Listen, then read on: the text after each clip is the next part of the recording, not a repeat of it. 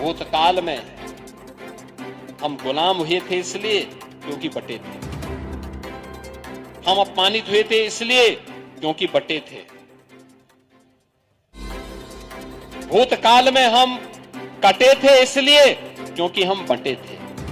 अब बंटना नहीं है, एकजुट होकर के फिर से भारत को परम वैभव की ओर ले जाने के इस प्रवर्तमान अभियान का हिस्सा बनना है। याद रखना, सनातन कमजोर होगा तो देश कमजोर होगा, देश कमजोर होगा तो सनातन के सामने अस्तित्व का संकट खड़ा होगा।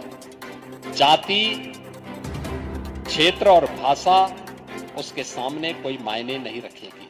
और इसलिए इस बात को ध्यान में रखना, इस बात को ध्यान में रखना कि जो बांटने वाले लोग हैं ना, जाति के नाम पर, क्षेत्र के नाम पर, भाषा के नाम पर, इन लोगों से सावधान रहना। याद करिए ना, बांग्लादेश के मुद्दे पर ये सब मौन है।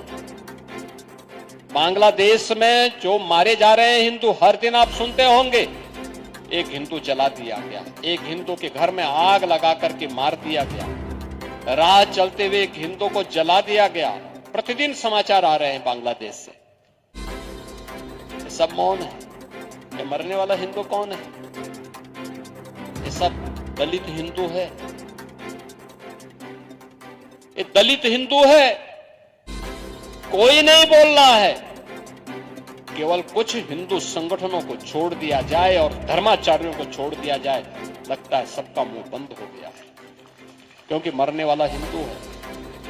कोई नहीं बोलेगा, उसके लिए कोई मानवाधिकार नहीं है, उसके लिए कोई दुनिया का संगठन वकालत करने वाला नहीं है। और मैं यही आपसे कहूंगा,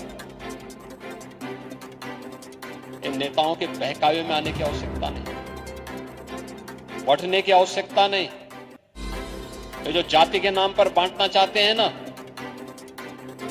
आपको तमाम प्रकार के वादों में बांटना चाहते हैं, इस बहकावे भूल से भी मत आना, क्योंकि देश का दुश्मन आंखें लगाए बैठा है।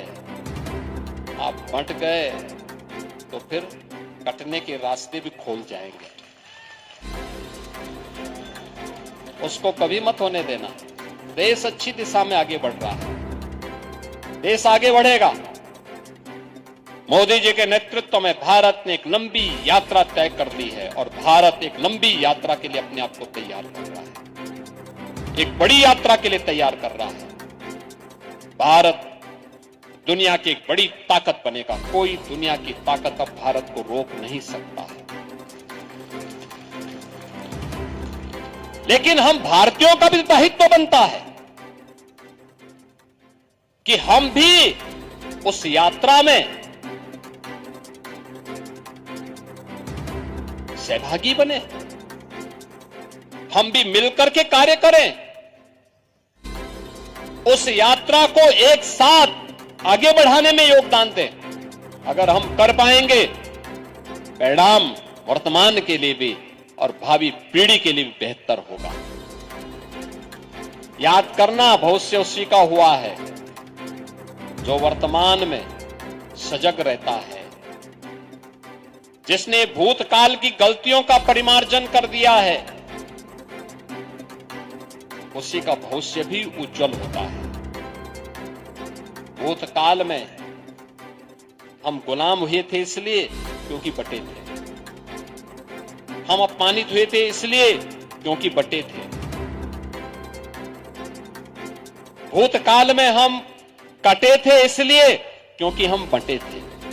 अब बंटना नहीं है, एकजुट होकर के फिर से भारत को परम वैभव की ओर ले जाने के इस प्रवर्तमान अभियान का हिस्सा बनना है।